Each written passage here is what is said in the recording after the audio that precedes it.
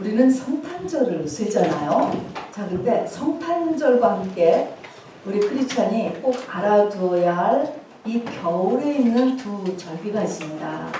성경에 나오니까 또 주님도 이 절기를 쓰셨기 때문에 우리도 이 절기를 써야 됩니다. 겨울절, 두 겨울절기에 대해서 오늘 같이 말씀을 나누고 은혜를 받으려고 합니다. 두 겨울절기는 뭐라고요? 하나는 한우카, 또 하나는 부림절. 부림절의 주인공은 누군지 아세요? 에스더입니다, 여러분. 자, 그래서 한번 써보세요. 생소한가요? 하나는 한우카하고 하나는 부림절이고. 근데 한우카는요, 우리가 미국에 살면 그래도 많이 접합니다. 여러분 이런 촛대를 보시지 않았습니까? 예. 한우카 촛대잖아요. 펴 있는 곳이 많이 있습니다. 자, 그런데 우리 절기 알잖아요. 절기 공부 많이 하셨잖아요. 절기 한번 쭉 7절기, 여호와의 7절기 우리 한번 쭉 읽어봅시다. 시작. 6월절, 무교절, 초실절, 오순절, 나팔절, 대속제일, 초막절 7대 절기죠. 이 7대 절기가 1년을 두고 돌아가지만 이것이 인류 역사의 진행 스케줄이잖아요. 자, 그리고 이 중에서 앞에 4개는 봄절기요, 뒤에 3개는 가을절기. 그래서 우리가 다 지나가고 세웠습니다. 그래서 봄절기하고 가을절기를 공부했는데, 그러면 우리가 봄, 여름, 가을, 겨울 중에서 뭐가 남죠? 겨울이 남죠. 겨울절기도 있습니다, 여러분. 겨울절기. 자, 그래서 봄절기, 가을절기는 성경에 그대로 여호와의 절기다 이렇게 나와 있죠. 예수 그리스도의 절기. 그런데 겨울절기는 그리스도의 절기가 아니고 뭐의 절기일 것 같아요? 한번 생각. 그리스도 반대되는 하면 그리스도의 절기가 아니고 뭐의 절기일까? 겨울절기는 적그리스도의 절기입니다, 여러분. 그리스도가 아닌 적그리스도, 엔티크라이스트의 절기다.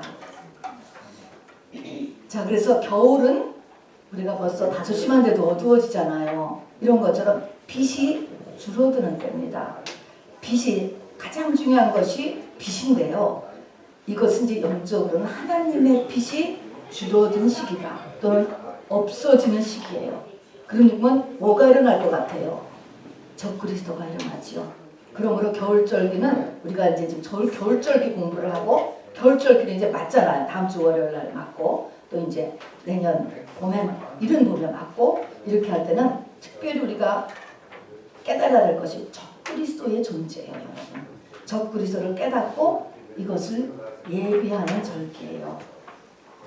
거기 요한복음 20장 21절부터 23절 한번 천천히 읽어봅시다. 시작. 어떤 사람은 말하되 이 말은 귀신 들린 자의 말이 아니라 귀신이 맹인의 눈을 뜨게 할 수 있느냐 하더라. 성전 앞 나면서 소경된 자를 고치는 사건에 지금 끝무리를 쓴 것입니다. 22절 봅시다. 시작. 예루살렘에 수전절이 이르니 때는 겨울이라. 예수께서 성전 앞 솔로몬 행각에 거니시니. 예수님께서도요 수전절을 세시면서 수전절에 예루살렘 성전에서 들어가셔서 이렇게 이 거니시는 이 모습을 묵상하시는 거죠. 하신 것을 적어 놓고 있습니다. 그래서 예수님께서도 수전절 한우카를 기념하셨습니다. 살아생전에. 자, 그래서 우리도 이제 이 수전절 그리고 이 부림절 우리가 같이 공부합니다. 자, 수전절 한번 의미 보세요. 수전절, 부림절. 여러분이 익숙하지요? 아주 자세히는 몰라도 성경을 통해서 또 살면서 우리가 보았잖아요. 수전절은 BC 164년에 예루살렘의 성전 정화 사건을 기념하는 절기입니다. 한우카라고 하는 이 말이 정화하다라고 하는 의미를 갖고 있대요. 정화 기념일이에요. 한번 그 옆에, 그러니까 밑으로 쭉 보고 갈게요. 자, 그래서 언제부터냐면은 유대력으로 기슬월, 유대력은 우리 한국의 음력 같은 것입니다. 그 유대력 기슬월이라는 월에 25일부터 8일 동안을 세워요. 그래서 올해는 다음 주 월요일부터예요. 그래서 현대력으로는 이게 11월, 12월이 돼요. 매년 달라요. 유대력 달력 계산하는 것은 상당히 복잡하더라고요. 그냥 이렇게 보고 그냥 따라가면 돼요. 근데 이 계산법이 우리 현대력으로는 좀 어려운 것 같아요. 그래서 대강 표시되어 있는 거가 12월 19일부터 8일 동안을 셉니다. 여기 8일 동안 세는 거에 의미가 있어요. 우리가 다음 주 월요일부터 여러분 연말을 맞이하여서 우리도 이 한우카 8일 릴레이 금식 기도회를 하려고 합니다. 자, 그래서 오늘도 이제 이 성전 정화가 당시에는 예루살렘 성전을 정화했지만 지금은 무엇을 정화하는 걸까요? 성전된 나를 정화하는 거죠. 성전된 나에게 빛이 있는가? 나를 정화하는, 빛을 비추고 또 내가 빛이 되고 있는가? 라고 하는 이 나를 정화하는 기간입니다. 당시에는 BC 164년에 마카비라고 하는 사람이 성전 정화 운동의 주인공입니다. 그리고 이제 이 수전절을 그 뒤로 어떻게 세고 있느냐면은 촛대의 불을 8일간에 켜놓는 거예요. 이런 불을. 그런데 이것을 켜서 그냥 이렇게 우리 크리스마스 트리 같이 하는 게 아니고 집 안에다가 불을 켜서 바깥에서 보게 하는 거예요. 그러니까 이 한옥화 촛대는 유대인의 가정에 보면 집 안에다가 켜요. 바깥에서 보이죠. 그렇게 켜는 것입니다. 무슨 의미일까요? 불은 어디에 있어요? 내 안에 킨다는 것입니다. 그리고 보는 것은 누가 봐요? 바깥에 사람들이 내 안에 불이 있는가를 본다는 의미겠지요. 자, 그래서 불을 켜는데 바깥에서 이제 켜놓죠. 그리고 여기서 있는 교훈을 보면 성전된 나 자신, 지금은 내가 성전이잖아요. 스스로의 점검과 회개를 통해서 내 안에 빛이 있어야 된다는 것입니다. 빛이 어느 만큼 있어야 되느냐? 8까지 자 8, 1, 2, 3, 4, 5, 7, 8. 빛이라고 한, 여러분 빛이 뭐야? 빛. 우리가 너희는 세상의 빛이요 너희가 세상의 소원이라 라고 했을 때 빛의 특징은요, 빛이라고 하는 것은 어떤 빛이든 간에 어둠에 갖다 놓으면 빛이라고 하는 거는 딱 어둠하고 구별되죠. 빛이에요. 어둠인 주위에 끌려가지 않는 게 빛이에요.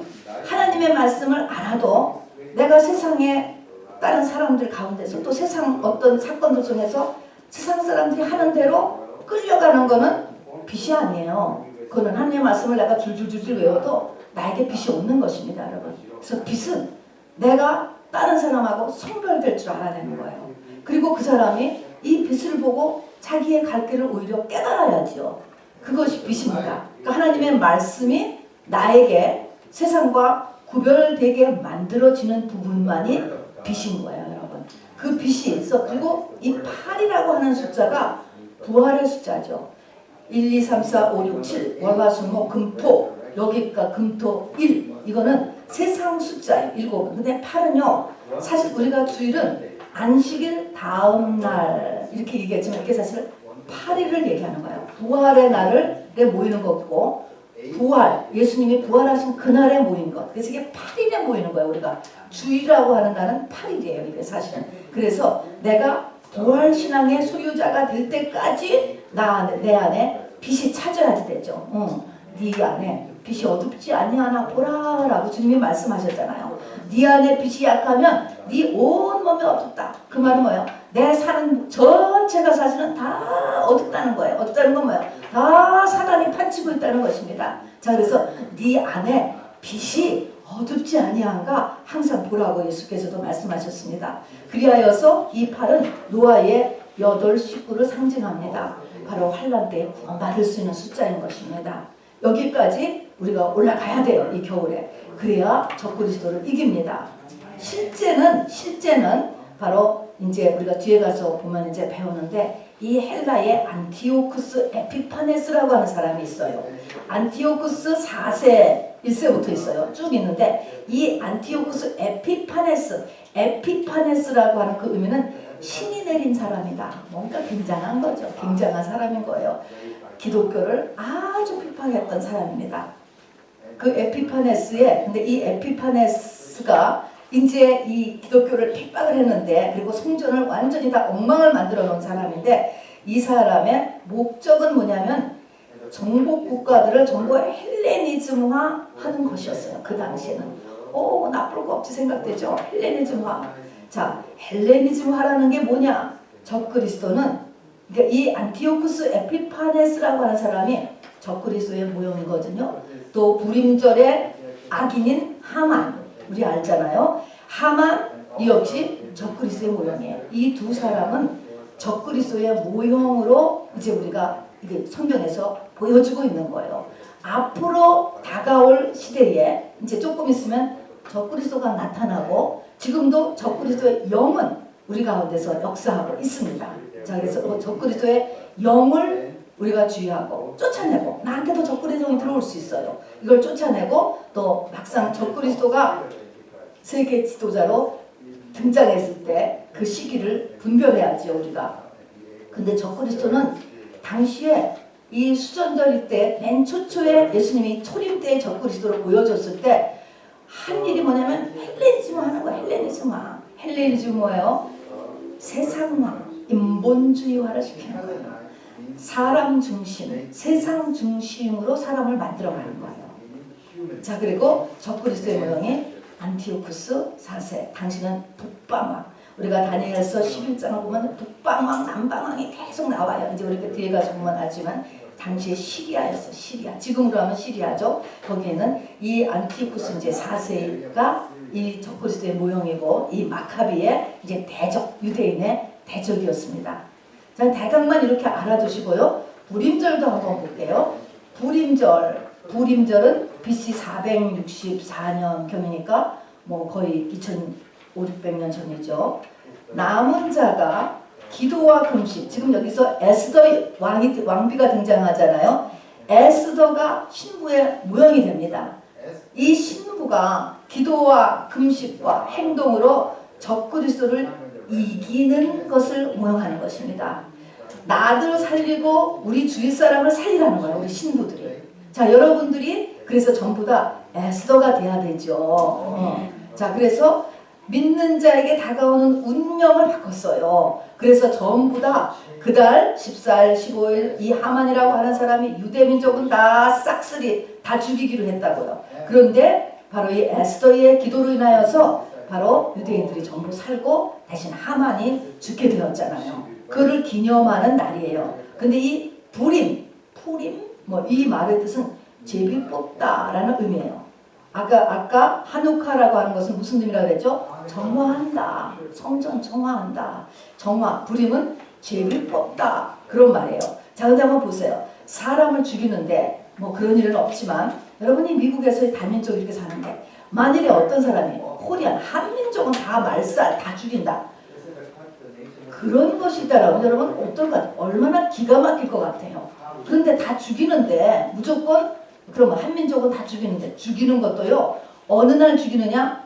죽이는 날을 제비 뽑았어요. 주사위 던지다. 이것은 무슨 의미입니까? 아주 얕보는 행동인 것입니다. 아주. 그러니까 이 적그리스도는 예수 잘 믿는 사람을 아주 무시해, 얕봐, 조롱해, 미워해. 그런 특징이 있어요. 죽이는데도 죽이는 날도 그냥 주사위 굴려서 며칠 나오나 그날 죽이자 이랬다는 것입니다, 여러분. 자, 그래서 이 적그리스도는 예수 믿는 사람을 조롱한다 하는 것을 볼 수 있습니다.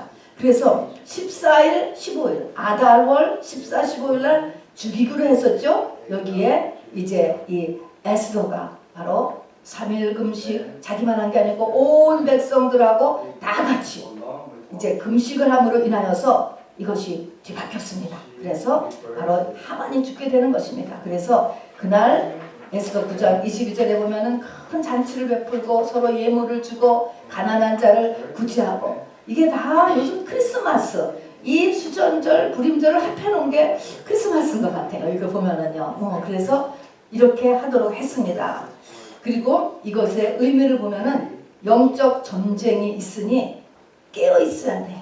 이 하만이 늘 이 이스라엘 민족들을 이렇게 일으키고 있었습니다. 미워하고 있었어요. 자, 신부는 죽으면 죽으리라라는 기도와 금식으로 어둠의 세력을 물리칠 줄 알아야 돼요. 그리고 성도는 연합해야 돼요. 에스더 혼자 한 게 아니에요. 에스더는 채널이었죠. 왕을 만날 수 있는 채널이었습니다. 모르드게가 이것을 정보를 입수했죠. 그리고 온 백성이 다 같이 3일 금식했습니다. 여러분, 합심 금식 기도의 파워예요. 여러분, 이건 놀라운 것입니다.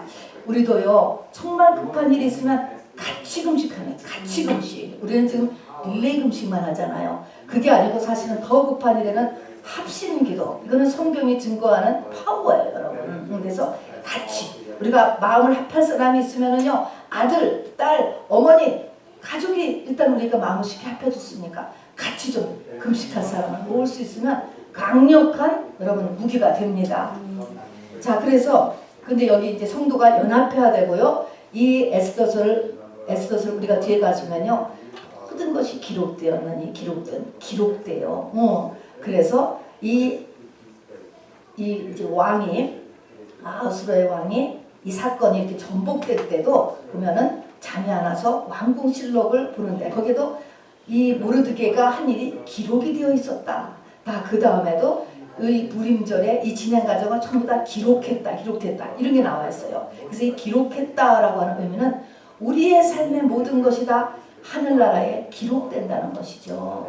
우리 보면은 성경에 보면은 책이 나오잖아요. 책, 행위책, 생명책, 어린 양의 생명책. 이 책이라고 하는 의미가 기록된다, 기업된다 그런 것입니다.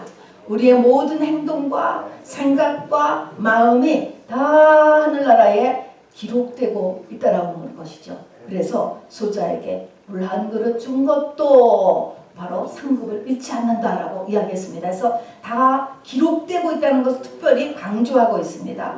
그리고 에스더서는 기도뿐 아니라 죽기를 각오한 행함이 반드시 있어야 돼요. 에스더가 왕 앞에 나가잖아요. 금휴를 내놓지 않는데 미리 어포인트먼트 허락을 받지 않고 왕 앞에 나가는 자는 세큐리티 무조건 다 죽이는 거였습니다. 물론 왕이 금휴를 내놓으면 살 수 있지만 왕이 금휴를 안 내리든지 늦게 내려놓든지 하면 죽이는 거예요. 죽기를 각오하고 에스더가 나갔다 하는 것입니다. 그래서 행동이 필요해요. 행함. 기도만 하고 기다리는 것이 아니고 이 마지막 때는 행함까지 있어야 돼요. 이 적그리스도의 시대에는 우리의 행함까지를 요구합니다. 어려운 시대죠. 그러나 우리의 운명은 바뀔 수 있다는 것이죠.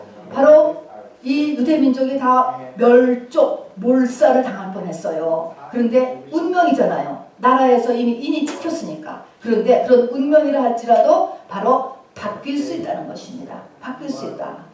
자, 그리고 우리가 잊지 말 것은 하만, 이것은 이제 당시 아하수로의 페르시아의 이 국무총리 같은 직급이었는데 유대인을 그렇게 싫어했죠. 이 하만은요, 에서의 후예고 아말렉 족속의 후예요. 에서 하면 여러분 생각나는 게 뭐가 있죠? 에서 누구의 형이죠? 야곱. 쌍둥이 형제였습니다. 에서하고 야곱인데 하나님께서 아말렉 족속을 끝까지 미워하시겠다 이렇게 얘기했어요. 이게 왜 미워한다 그랬을까요? 이것이 상징적이죠. 에서와 야곱이 있어요. 그러면 에서는 뭐를 상징하고 야곱은 뭐를 상징할까? 야곱은 속사람을 상징해요. 에서는 겉사람을 이야기해요.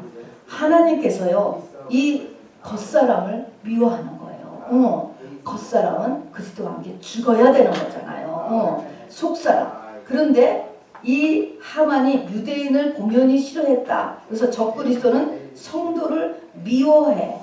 바로 속사람, 이 단어도 싫어하고 이 속사람 싫어하는 거예요. 세상이.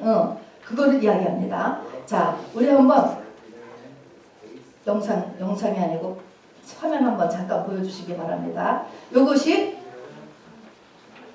무슨 촛대? 뭐를 기념하는 촛대예요? 해피 하누카. 여기 뭐가 있어요?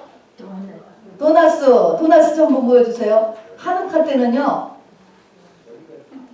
기름에 튀긴 도넛을 먹는 날이에요. 자, 그래서 아까 그 특별히 여기에다가 8개의 불을 붙였잖아요. 그런데 이게 지금 이 마카비 전쟁은 이렇게 했은 날에 요게 기름이 이 기름이 하나밖에 붙일 양밖에 기름이 없었대요. 대제사장 확인.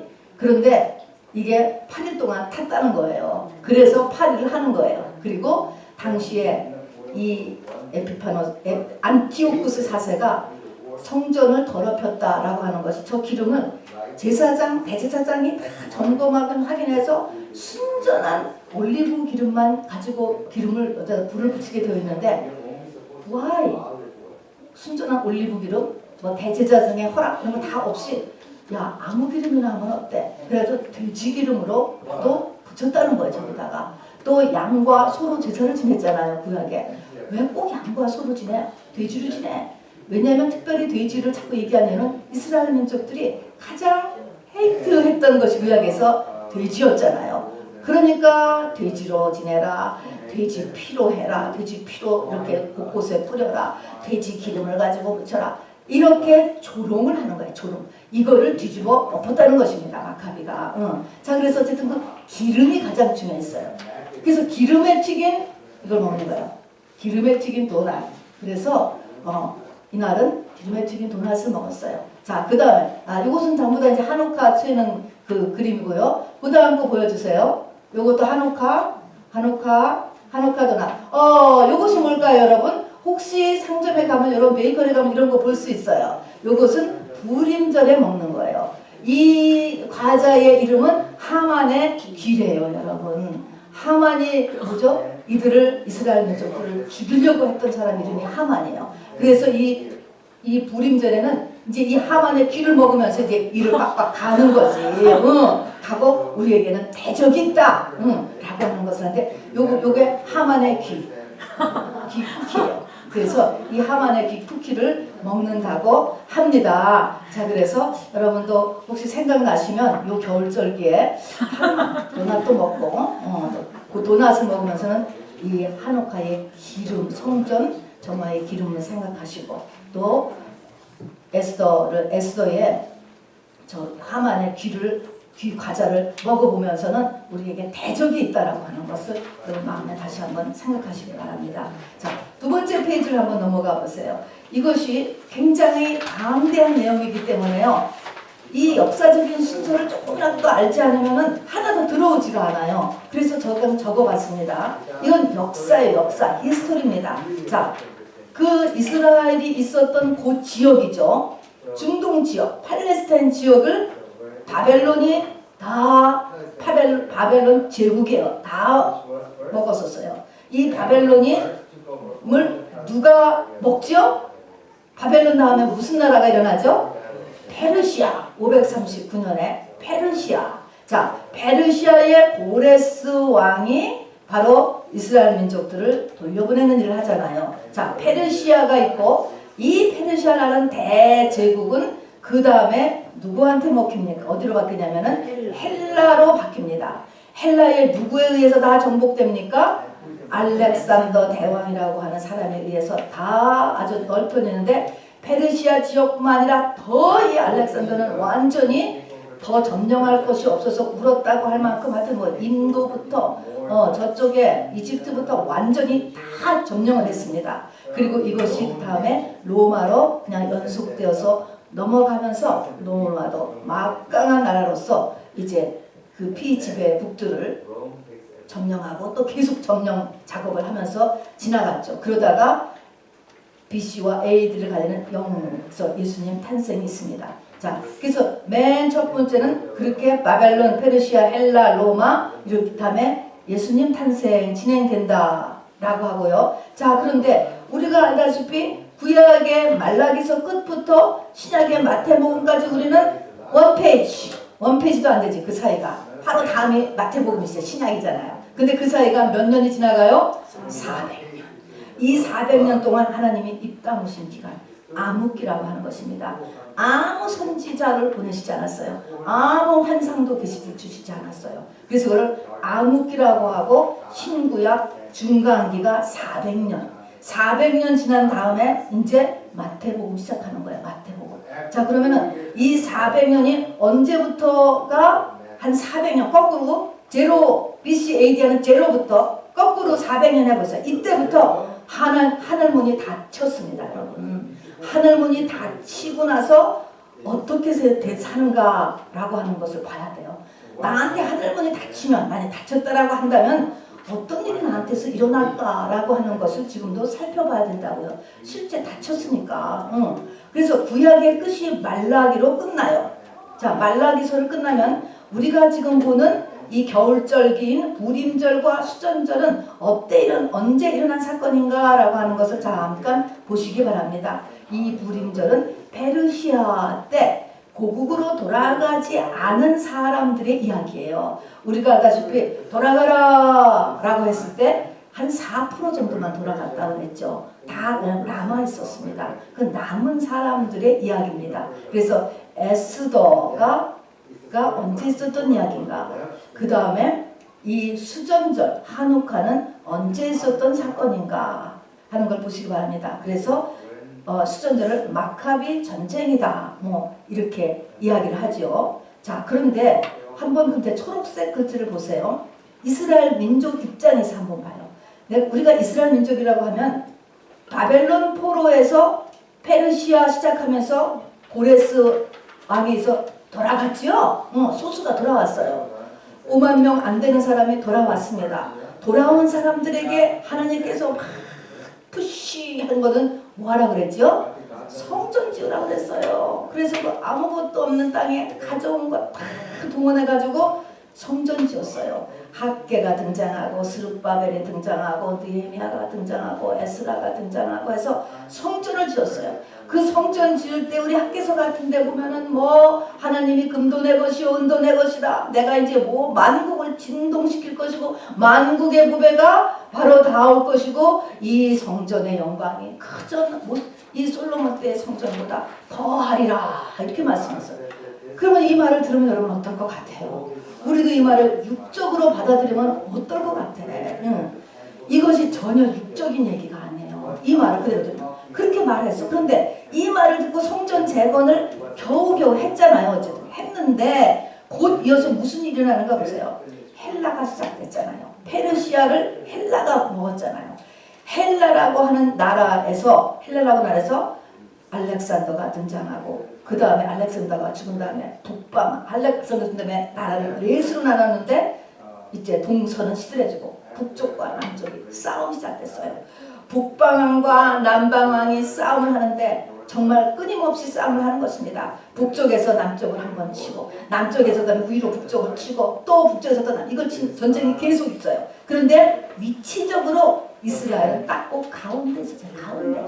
그래서 북쪽에서 내려오면서 발로 한번 뻥 차고 가고 또 그러면 조금 있다가 남쪽에서 복수한다고 올라가면서 또 이스라엘 한번 딱 차고 가고 너 왜 너희들 왜 북방에 붙었어? 왜 북방날에 붙었어? 치고 가고 또 이쪽 비를 맞추다 보면 또 저쪽에서 또 너희들 또 왜 남방왕에 또 붙었어? 또 치고 가고 계속적으로 이 전쟁에 200여 년 이상을 갖다가 시달렸어요.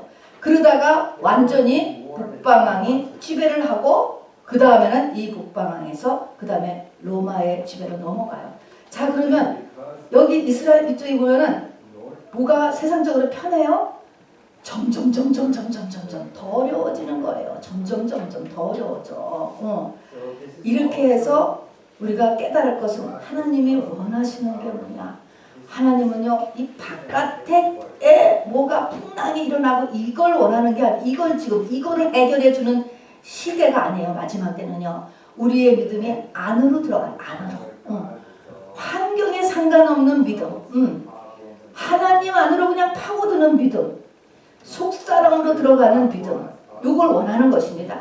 그래서 보면은 성전을 지으라 하는데 이 성전도 그래도 죽을 힘은 졌지만 솔로몬 성전에 지으면 너무 초라했다라고 하는데 어쨌든 성전이 지으면 그 다음부터는 와 다시 솔로몬 시대 같이 모든 것이 막 세상적인 것이 막 펴질까? 그렇지 않고 더 계속적으로 어려웠다라고 하는 사실을 보여줘요. 그러니까 우리가 성전 뜰 신앙에서 세상 것으로 하나님의 나타나심과 살아계심과 축복을 보여주는 때가 있어요. 그런데 이게 지금 이 마지막 때라고 하는 때로 들어갈 때는 그거를 표적으로 삼지 않으세요. 하나님께서. 그래가지고 점점 우리의 믿음을 인너 믿음이에요. 인너. 환경의 풍랑을 스탑을 안 시켜줘 하나님께서. 문제를 제시켜주지를 않는다니까. 단지 어떻게만 한다고 그랬죠? 임마누엘로 함께만 해주셔. 견디게만 해주시면서 우리의 믿음이 하나님 속으로 자꾸 들어가는 속사람 중심의 믿음으로 우리를 끌어간다라고 하는 것을 볼 수가 있습니다. 자, 불임절 한번 이 불임절에 관한 건 에스더서 9장 25절부터 한번 잠깐 읽어보겠습니다. 구약성경 760면입니다. 760페이지 열어주시기 바랍니다. 한번 읽읍시다. 760페이지 우리 앞에 계신 분 좀 읽어주세요. 9장 25절부터요 32절까지 한 절씩 교독해 읽겠습니다. 자, 읽으세요. 9장 20. 여러분 760페이지 한번 열어주세요. 9장 25절.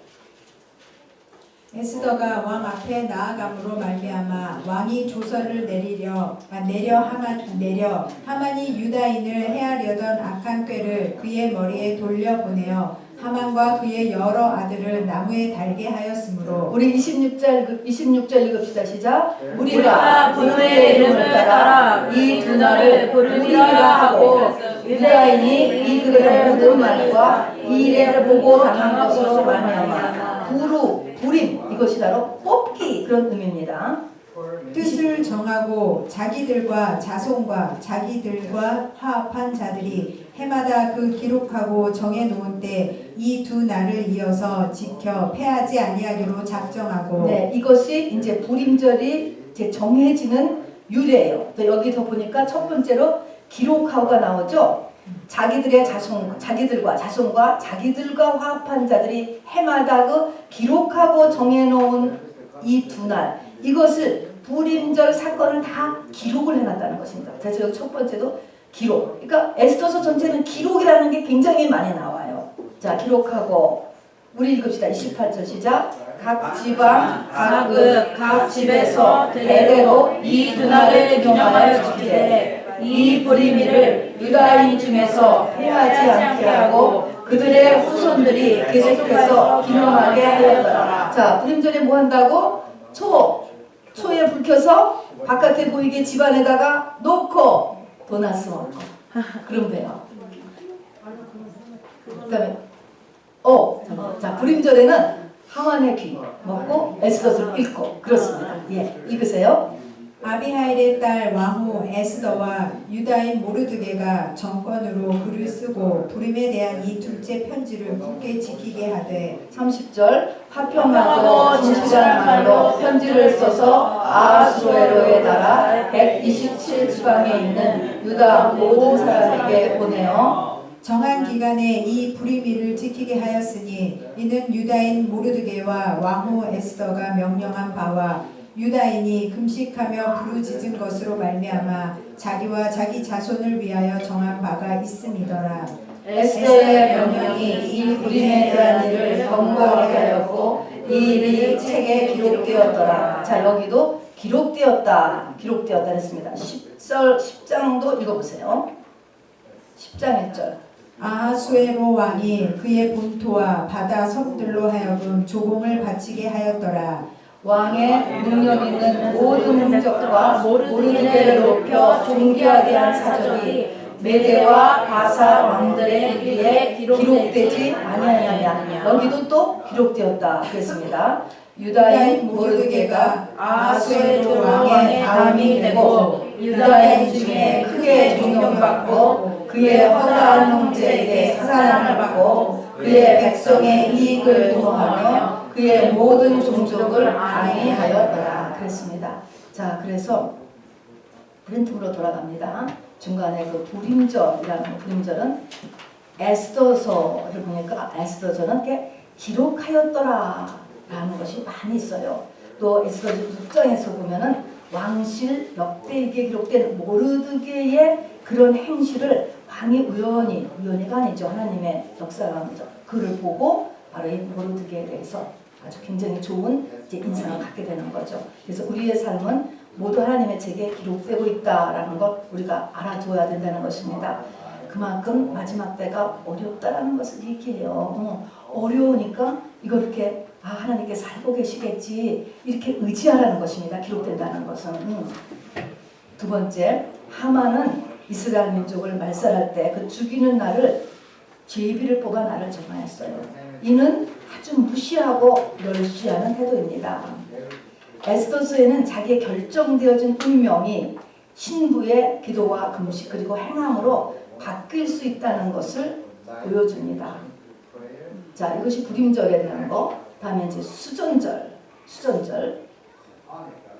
역사의 진행을 또 다시 한번 봅시다. 시작. 읽어봐. 시작. 바벨론, 페르시아, 헬라, 로마. 자, 그 다음에 위에다가는 이제 좁아가지고 못 썼는데 그 다음에 어떤 시대가 오죠?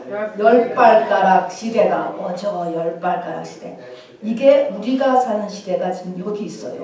우리가 지금 열발가락 시대에 살고 있어요. 열발가락 시대는 열발가락이면 발가락 열이지. 그런 게 아니고 이게 다니엘이 환상에 보여주는데 이 열발가락은 철과 진흙이 섞여 있다.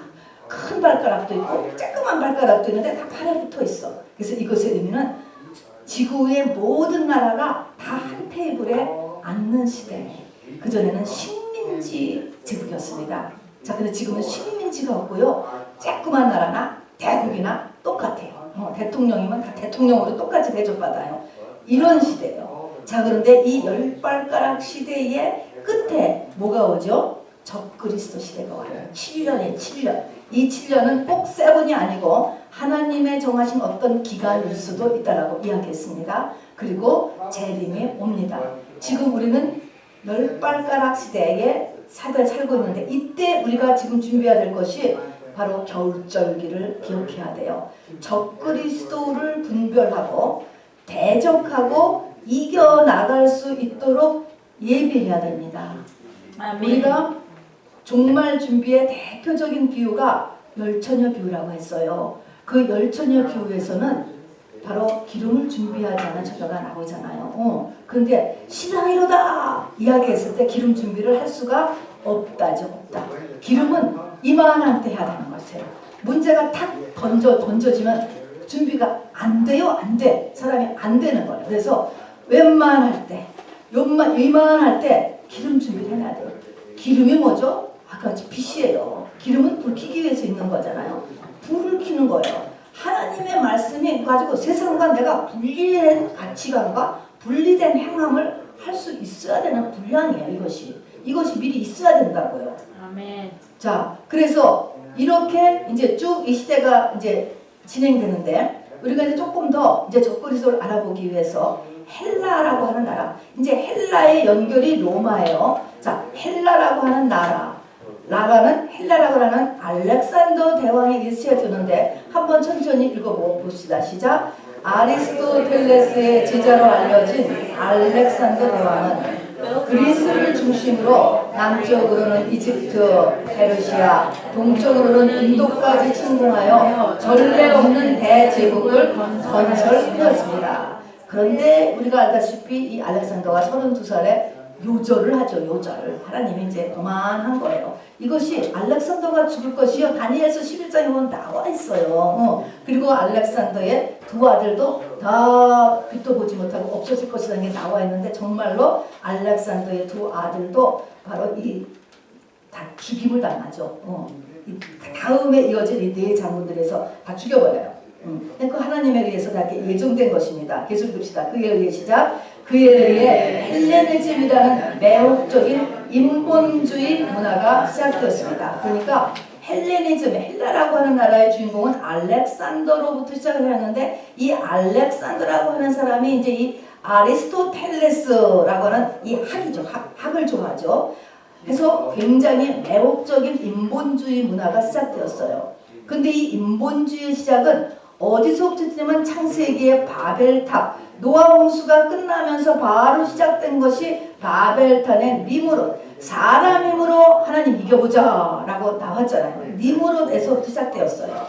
자, 그런데 알렉산더가 32살에 죽었다 그랬죠. 죽은 다음에 아들도 다 죽임을 당하고 나라는 동서남북으로 넷으로 나눠졌는데 동서는 시들었고 북쪽과 남쪽이 나왔어요.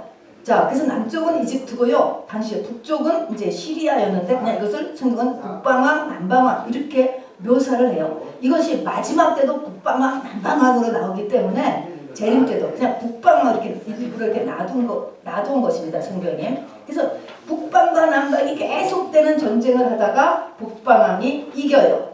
자, 그런데 아까도 얘기했지만 이 북방과 남방의 지리적으로 중간에 위치한 나라가 이스라엘은 엄청난 사이드 고난을 겪는 거죠. 지나가는 길목에 있어가지고 아주 이렇게 그냥 전쟁을 끝없이 당하게 되는 것입니다.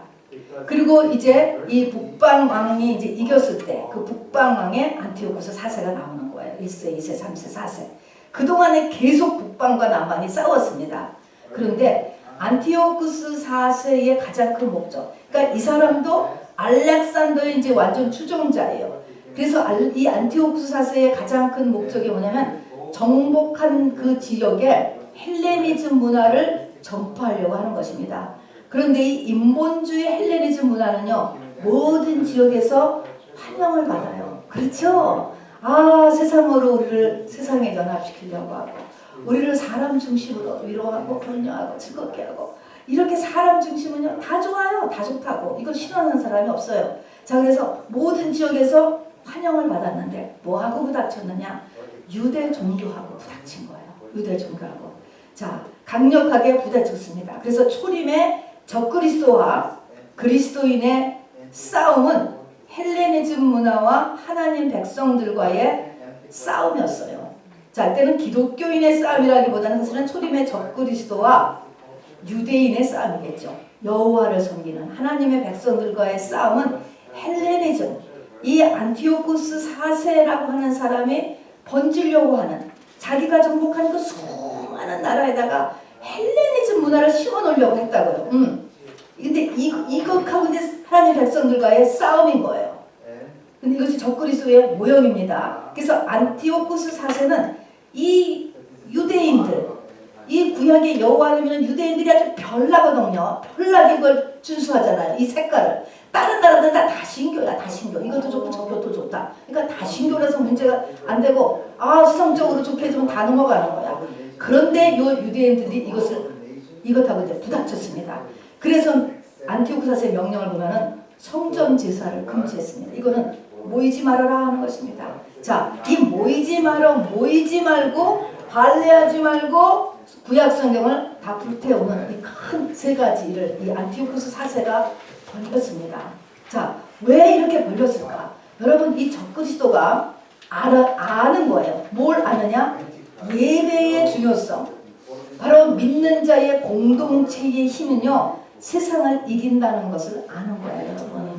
에스더와 모르드게와 백성들이 금식을 하니까 다 죽이려던 이스라엘 민족도 거꾸로 뒤집어지잖아요. 그런 것처럼 적그리스도가 세계를 다 누르는 시기에도 바로 하나님의 백성들이 딱 예배를 드리고 뭉치면 보호받는다는 것입니다. 이긴다는 것입니다. 재림 때까지 견딘다는 것입니다.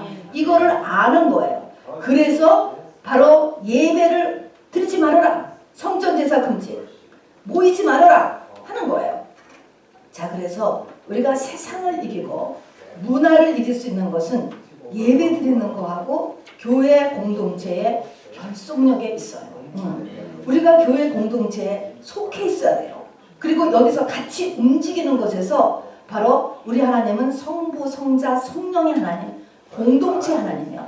모였을 때 주님이 성령의 역사하는 거예요. 물론 혼자 할 때 기도 듣지만 모였을 때 두세 사람이 내 이름으로 모인 곳에 내가 함께 하는 것처럼 모인 곳에 성령이 시너지 효과로 역사한다는 것이 약속입니다. 자, 그래서 이거를 모이지를 못하게 하고 이 적그리스도가 그 다음에는 할례를 금했습니다.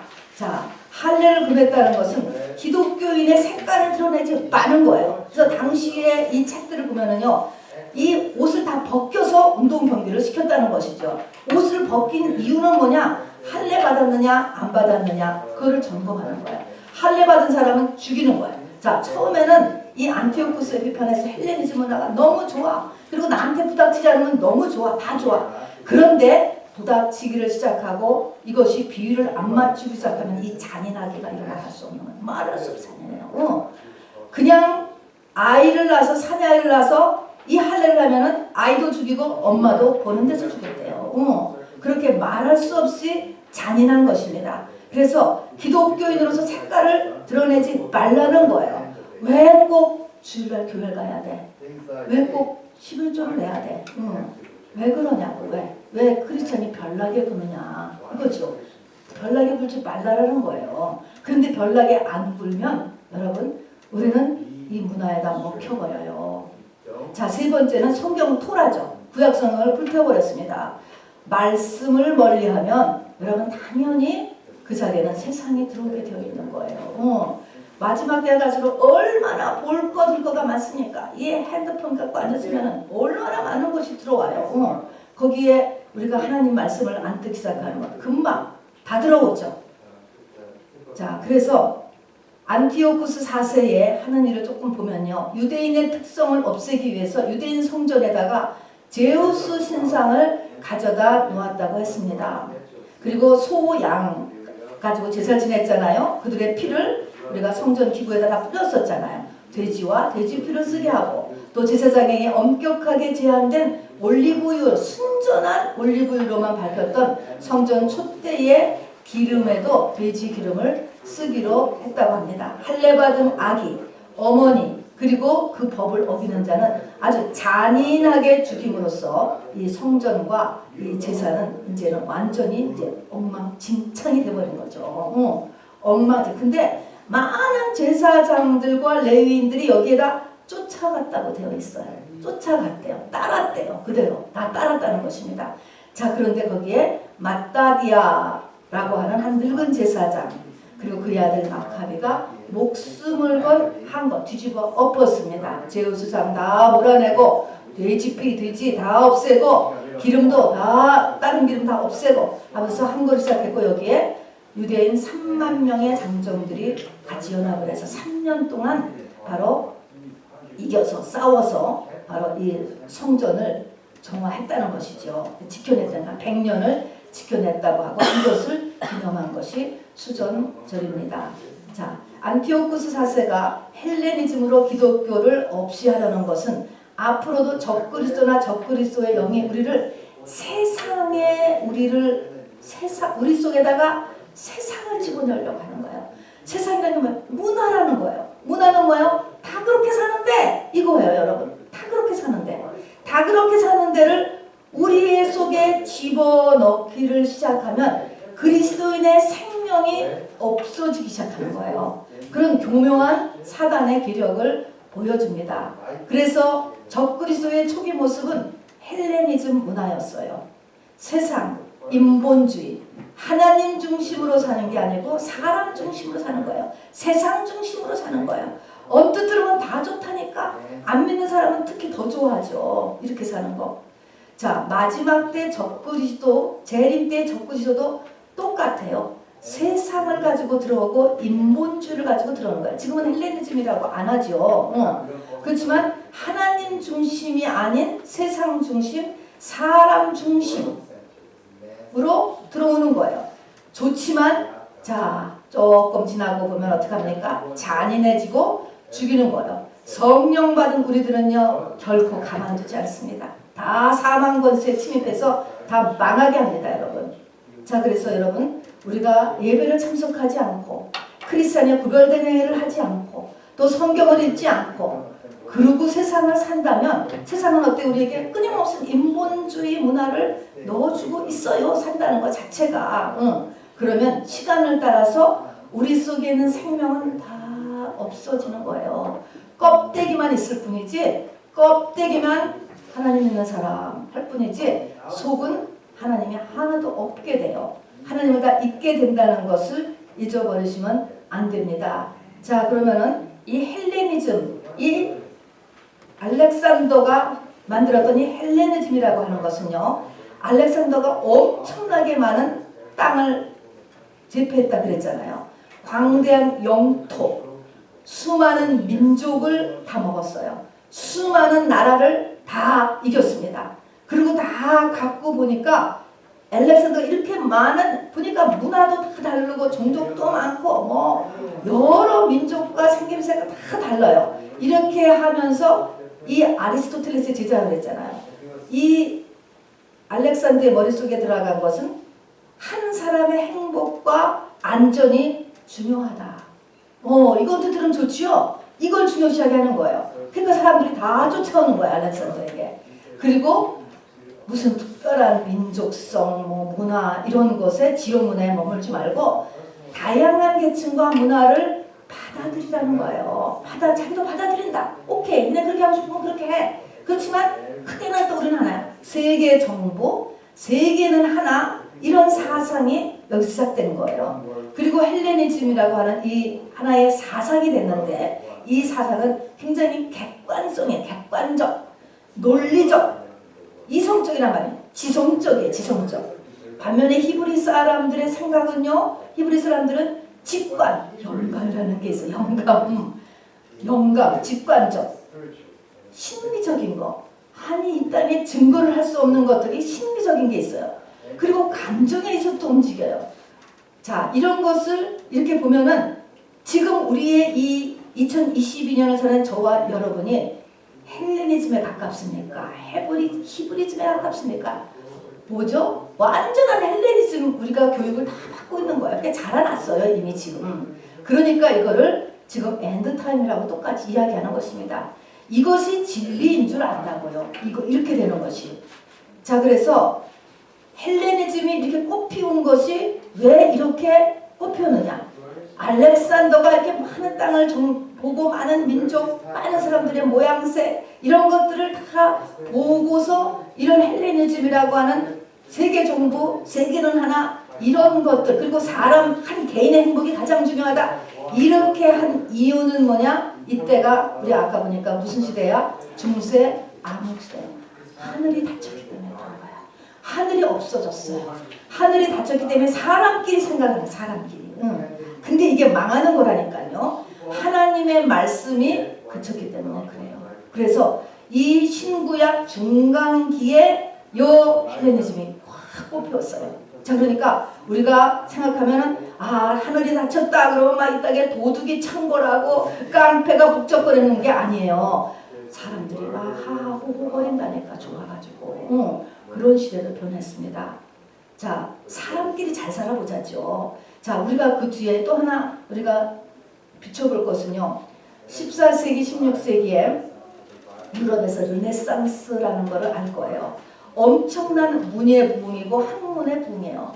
과학의 발전이에요. 조각, 음악, 뭐 미술, 엄청난 문예 부흥 일어났잖아요. 르네상스 좋잖아요. 유럽에. 이것이 왜 일어났을까? 왜 일어났을까? 종교개혁도 이때 일어난 거예요. 중세 카톨릭에 의한 암흑시대가 1000년 동안 있었습니다. 그걸로 인해서 르네상스도 일어난 거예요. 자, 그러니까 학문의 발전이 틀렸다. 그런 의미가 아니고요. 이런 것들을 전부 다 하나님의 역사로 우리가 바라보고 이것이 우리의 목표가 되면 안 된다는 것입니다. 세상에 유명해지고 세상에서 잘 되는 것이 하나님의 파이널 목적이 절대로 아니에요. 천하만국의 영광을 다 주겠다고 예수님 앞에 마귀가 맨 처음부터 얘기했잖아요. 하나님 이거 틀렸다라고 얘기하는 줄 수 있다니까. 그것을 내 신앙의 목적으로 삼으면 안 되신다. 이걸 얘기하는 것입니다. 해 아래 새 것이 없고 하나님은 해 아래 것을 가지고 우리를 딜하지 않아요. 영원한 존재예요. 사람은요. 여기에 눈이 열릴 수 있게 되기를 바랍니다. 자, 그래서 적그리스도의 시대가 가까워오는 이때 겨울절기 우리가 가을절기까지 다 지났죠? 겨울절기를 맞은 우리의 한 일 복습입니다. 정리입니다. 수전절입니다. 한우카는 겨울, 세상은 빛이 없어 점점 어두워져 가요. 하나님의 말씀을 하나님으로 여기지 않는 때라는 거죠. 빛이 없어져 가는 거예요. 이럴 때 내 개인 성전을 정화하라는 것입니다. 내가 성전이잖아요. 두루마기를 빨아라. 계시록은 이렇게 돼 있어요. 내 겉옷을 빨아라. 뭐라는 겁니까? 빠는 게 뭐예요? 회개하라는 거예요. 말씀대로 생각하지 아니하고 말씀대로 살지 아니하고 내 인생의 목적, 나의 가치관, 내 삶의 모습들 이런 것들이 하나님의 뜻이나 하나님의 말씀하고 맞지 않는 것을 가슴을 치며 회개해야 되는 때가 수전절이에요, 여러분. 이것이 말세에 해야 되는 일이에요. 부지런히 해야 되는 것입니다. 이것이 종말의 준비입니다, 여러분. 하나님께서 기다리고 계십니다. 자, 적그리스도는 우리에게 어떤 일을 하냐면 뭐를 내 마음에 드러나요? 세상, 인본주의 이것을 드러놓는 거예요. 그러지 않아도 우리 믿음이 정말 양다리 신앙을 가지고 하는데 이게 조금 클락해서 조금 좋아지려고 해서 하나님 중심에서 우선순위가 하나님 중심으로 바뀌어지려고 하는 판에 이게 지금 적그리스도가 또 등장하네. 그러니까 우리가 여간 정신을 차리지 않으면 기독교가 다 무너져요, 여러분. 다 무너진다고. 믿는 사람이 다 떨어져 나가는 거예요, 여러분. 그렇게 되어 있어요. 자, 그래서 정신을 엄청 번쩍 차려야 돼요. 그래서 적그리스도는 끊임없이 나에게 양다리 신앙 가져라. 양다리 신앙. 세상이 목적이다. 인본주의. 네가 좋아야 돼. 사람 중심. 하나님의 뜻은 생각 안 해. 이것을 하게 해요. 그리고 말씀을 약하게 하는 것이죠. 그리고 믿음의 전진을 위해서는 이 마지막 때는요. 적극적으로 행동해야 돼요. 마카비 바로 이 사람이 칼 들고 싸웠어요. 싸웠다고요. 나가서 행동, 액션이 필요합니다. 불임절도 마찬가지죠. 적그리스도는 우리를 미워하고 조롱한다는 것을 잊어버리면 안 돼요. 세상은 예수 열심히 믿는 사람들을요 늘 미워한다는 거 여러분 알아두셔야 돼. 괜히 미워해. 누가 뭐 달래는 것도 아닌데 괜히 미워해. 괜히 교회 욕하고 괜히 욕해 우리를요. 그렇게 돼 있어요. 얼마나 조롱했으면은 죽는 나를 주사위 던져가지고 지네들 주사위 던져가지고 나를 정하겠습니까? 이럴 때 에스더 모르드게 온 유다인이 바로 기도하고 금식하고 그리고 나갔던 것입니다. 마따디아, 마카비 3만 유대인이 싸웠잖아요. 그런 것처럼 바로 이 불임절에서 에스더가 왕 앞에 죽기를 각오하고 나갔잖아요. 그래서 수전절, 불임절, 겨울절기의 공통적인 메시지는 액션이 따라야 돼요, 여러분. 액션까지를 못 가면 이 마지막 때는 이 어둠을 이길 수가 없어요, 여러분. 어둠이 워낙 짙기 때문에. 그전에는요, 기도만 하고 기다리면요, 이것이 되는 때가 얼마나 많았는지 몰라요. 근데 이제는요, 기도만 해서 되는 게 아니고요, 기도 끝난 다음에는요, 액션이 나가요, 액션. 액션이 뒤따라가야지 뒤바뀌는 것입니다. 결론입니다. 또 한 번 결론. 우리가 세상에 취하지 말고 깨어 있어야 돼. 세상에 취하는 건 뭐야? 세상과 인본주의를 끊임없이 영이 넣어주니까 나한테. 끊임없이. 그래서 깨어 있어야 돼. 누가복음 21장 34절 읽어봅시다. 시작. 너희는 스스로 조심하라. 그렇지 않으면 방탕함과 술 취함과 생활의 염려로 마음이 둔하여지고 뜻밖의 그날이 덫과 같이 너희에게 임하리라. 그랬습니다. 덫이 뭐예요? 짐승이 덫이 있는 줄 모르죠. 그런데 턱 걸리는 게 덫이에요. 끝이에요. 끝. 여러분의 인생이 끝난다 이것입니다. 덫이라고 하는 것은 한 번 있는 인생이에요. 끝이에요. 끝. 자, 근데 마음이 둔하여진다. 둔해. 마음이 둔한 것은 감각이 없는 게 둔한 거야. 이게 둔해져서 아프지도 않고 아무렇지도 않은 게 둔해지는 거예요. 우리는 영적인 충격을 받을 필요가 있어요. 영적인 충격. 에녹이요. 이 들림을 받았는데 에녹의 그 중요한 것은 뭐냐면 아들이 언제 죽을지 모른다는 말을 듣고 그날부터 해 뒤집어진 거예요. 그래서 주님과 통행하는 삶을 살다가 바로 365년을 살다가 승천했다. 영적인 충격이 필요한데 지금은 영적인 충격을 안 받아. 웬만한 말 해가지고서는 안 받아. 이게 벌써 이 속이 영으로 악한 영이 가득 들어차있기 때문에 감각이 없는 것입니다.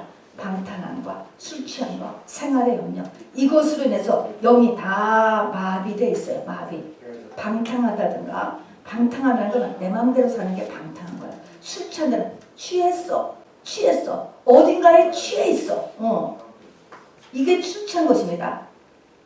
내가 그것을 끊지 못해. 이게 술 취한 거예요.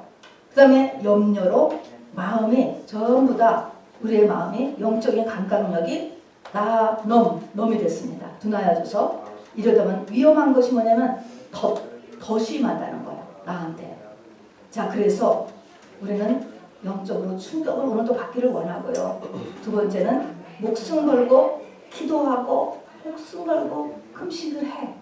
여러분 기도하고 우리 하나님 앞에 드리는 거 있잖아요. 이렇게 금식을 내가 드리고 먼 곳에서 와서 또 이렇게 이런 것들이 다 기록이 된다니까요. 그래서 내가 하나님 앞에 나간 만큼 하나님 나에게 역사해 주세요. 그러니까 목숨 걸고 기도하고 금식하고 마지막에는 또 목숨을 건 행함이 있어야 합니다. 마카비가 아버지 마따디아 제사장과 같이 칼을 들고 싸웠습니다. 또 에스더가 죽으면 주라고 왕 앞에 실제로 나가 말하지 않고 기도만 하고 있었다면, 행동하지 않았다면 기적은 일어나지 않는다. 내 운명은 바뀌지 않는다.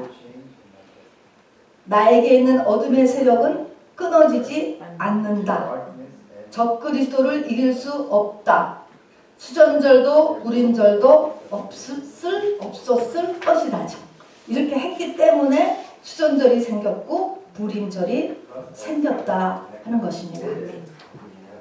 자, 그래서 우리가 연말 맞이해서 월요일부터 한옥화 연말 회개 기도회를 할 때 여러분 하루 금식하세요. 그러니까 나눠서 하셔도 돼요. 한 끼씩 3번 꼭 하면서 내 정화 운동을 꼭 하시기 바랍니다. 내 정화. 그래서 이게 크리스마스 저녁에 끝나야 돼요. 크리스마스 연말을 맞으면 그 다음부터는 또 세상이 너무나 바빠지기 때문에 우리 6하고 0하고 싸우면 누가 이겨요? 6이 이겨요, 여러분. 당연히 6이 이기죠. 못 이겨요, 못 이겨. 이제 성노사로 돌아다니기 시작하면은. 그렇기 때문에 크리스마스 전에 이렇게 끝나야 돼요. 크리스마스 전까지는 여러분 아주 그냥 마음을 아주 낮추시고 심각하게 바로 이 덫에 걸리지 않도록 이 적그리스도를 대적하는 겨울 절기를 마지막으로 우리가 쓸 수 있게 되기를 바랍니다. 우리 시간에 말씀을 생각하시면서 일단 먼저 기도하고 다음에 찬양 올리겠습니다.